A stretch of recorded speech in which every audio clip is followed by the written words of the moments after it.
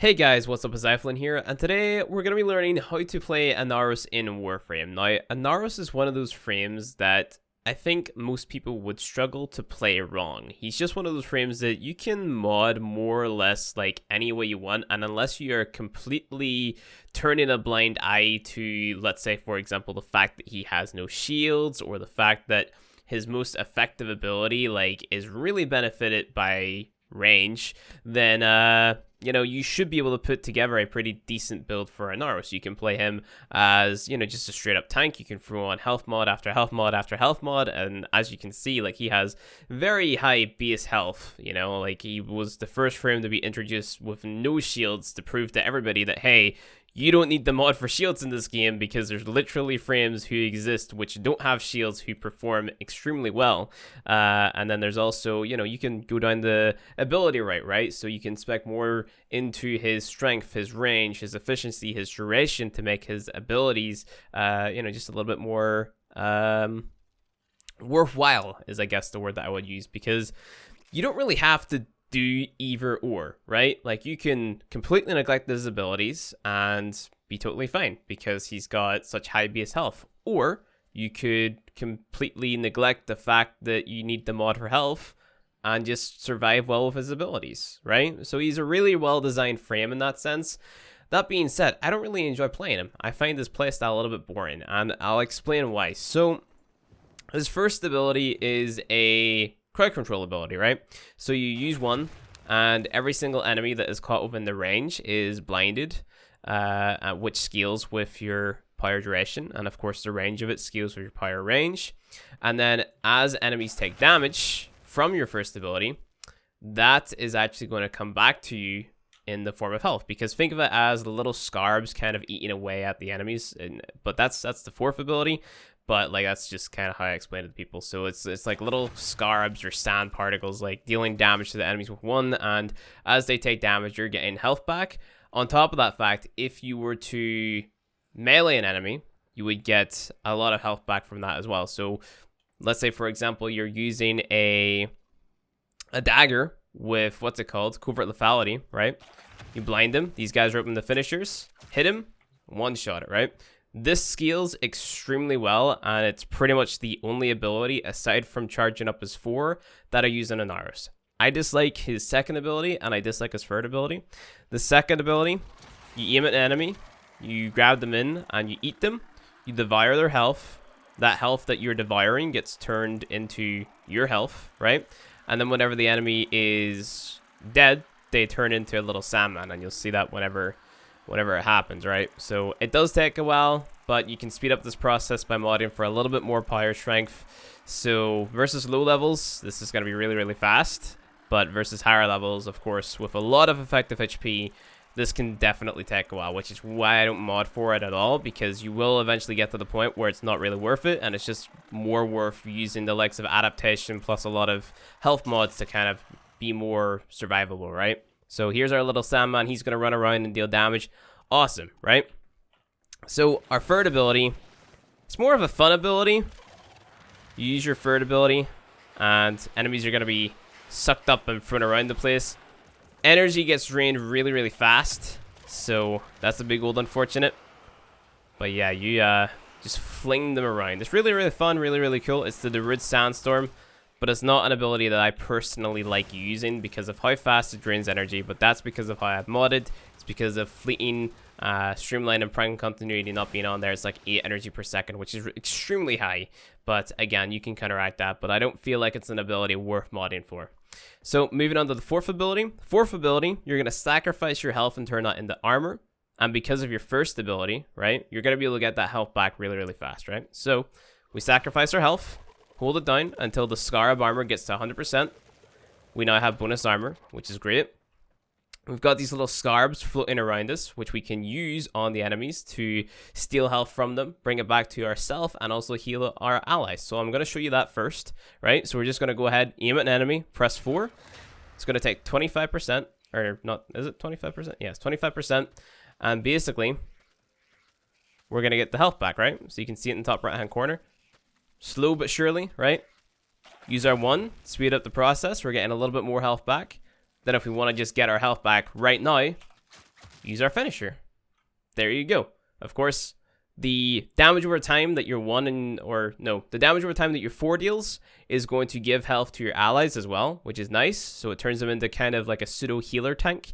But you have to mod for power strength to make that beneficial. And I personally don't like modding in that way because I don't think it is comparable to the likes of Harrow or Trinity's healing, right? Maybe if it was more up there, sure, but I feel like Harrow and Trinity are a little bit more usable in the healing sense. Trinity 100%, Harrow 100%, and that's not even mentioning Oberon, who can literally make it so that your teammates can't die, and if they do die, they get like a get out of jail free card. So yeah, I just mod Inaros for straight up tankiness, right? So we can go ahead, sacrifice more of our health to get that armor back, go back up to 100%. Okay, so user 1, kill the bad guys, right? Awesome. So that's Inaros. Let's talk about the builds. The builds are more interesting than the actual playstyle, in my opinion. For me, it's just run around and then press E on enemies while also having Scarab Armor up to 100% at all times, right? So let's go ahead and take a look, right? So I don't know how many times I'm going to say so before I finally get to the point. But we have Umbral Vitality, Umbral Fiber. This is to increase our health and our armor. These mods increase the stats of one another whenever they're equipped. Prime Vigor for the health, not for the shields. Inaros hasn't got any shields, so it's not beneficial at all. Gladiator Resolve for more health. Adaptation for scaling damage resistance, right? Well, I say scaling. It's just 90% damage resistance versus certain damage types whenever you get affected by them. Augur Message for duration on your stun with your 1. And then Stretch for more range on it. Hunter Adrenaline to get health, or not health, to get energy back whenever you take damage to your health, because you're always going to be taking damage to your health. Makes a lot of sense. Cunning Drift to, again, help with the, the range on your 1. You could replace this for Power Drift if you want a little bit more healing, but like I said, because you're going to get so much health back from the 1 whenever you use a finisher, I just don't see the point. Cruise Projection is on here because getting away enemy armor, in my opinion, is beneficial. And then I'm running Arcane Grace and Arcane Guardian. This is for more armor whenever I get damaged and healing whenever I get damaged. So it's great. You can also use the Medi-Ray kit on your Sentinel to get a little bit more healing as well. But because of the 1, because of the 2, because of the 4, then you have a lot of ways to get your health back with Inaros, right? Moving on to Config B. Config B is more centered around Inaros' abilities and just making the healing, the stun, the range, all that jazz like a little bit more stand out, and still maintaining that overall tankiness, right? So you have Umbral Vitality, Umbral Intensifies on here actually instead of Fiber. That's because our armor is already pretty high. Adaptation for that, again, damage resistance, because it's going to adapt to the enemy damage types, right?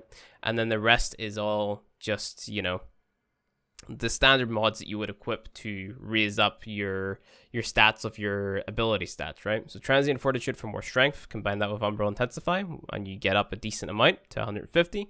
That's because of Overextended minusing our ability strength, so we're counteracting that with these 2 mods.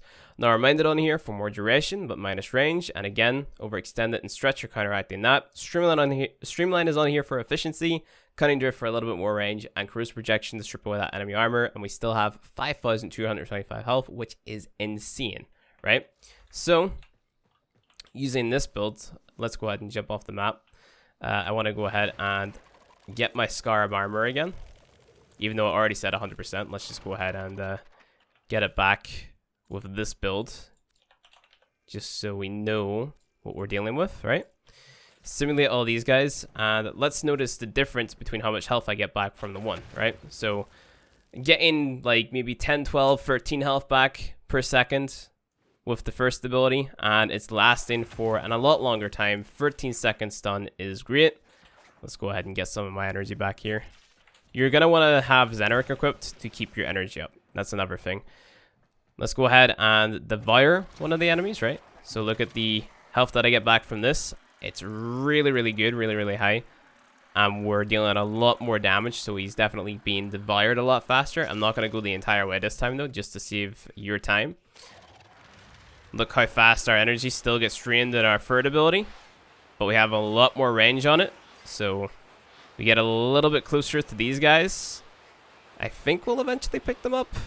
Or maybe they have to be in... Oh, there we go. We eventually pick them up as soon as we get close. But yeah. Then we get let out. Need to go ahead and get a little bit more energy. Actually, here we go. Okay, Sandman. Rip. I don't know where he came from. He must have still been the existing one. We're going to cast our 4th on this man. We're going to sacrifice our health. And then we're going to get that health back almost instantaneously, right? So it's just using the build where you focus a little bit more on the ability stats. They're going to be more beneficial, right? You can use your 4 on a multitude of enemies, by the way. It will spread, though. So you can cast it on multiple different groups of enemies and then have a load of healing. So check out how fast we get that health back, right? It's really, really good. But I just prefer playing Atlas as that straight up tank, you know? I prefer the first build with the adaptation, just having that 7k health and running around and being able to get all that health back. So it's really down to you how you want to play him. There's 2 different ways to play him. Either focus around your abilities or focus around just being a pure tank. If I was recommending one, I would probably say the second one, especially if you're playing in a group like the second build that I showed you.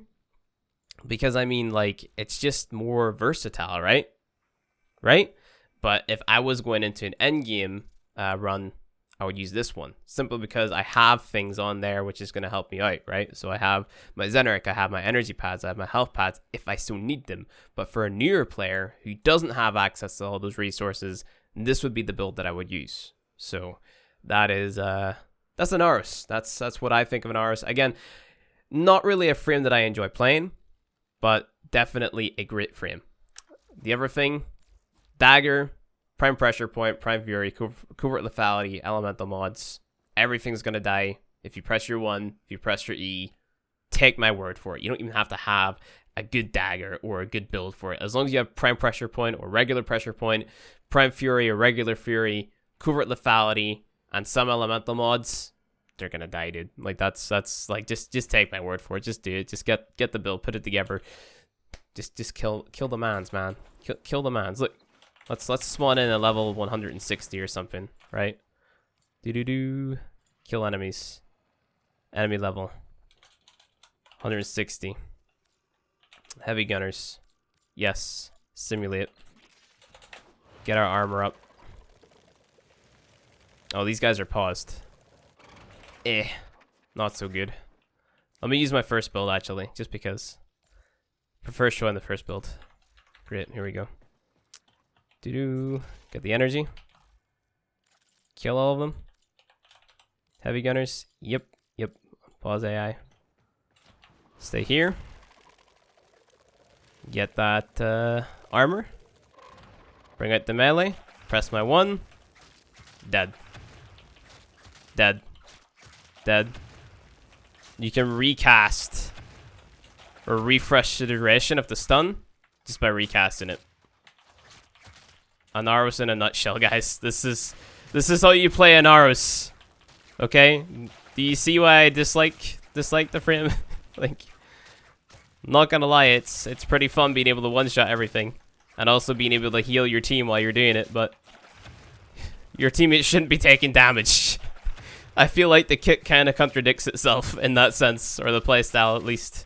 The only thing is, you might run out of energy, right? If you're spamming the one constantly. Just bring an Eevee. But even that would contradict having the healing in the first place. So that's why I don't play Inaros. I think he's a little bit silly in that sense, but that's just my opinion. And if you want to play Inaros, that's totally 110% fine by me. He's an interesting, fun frame that just lets you have fun with your guns or whatever weapon that you want to use. So yeah.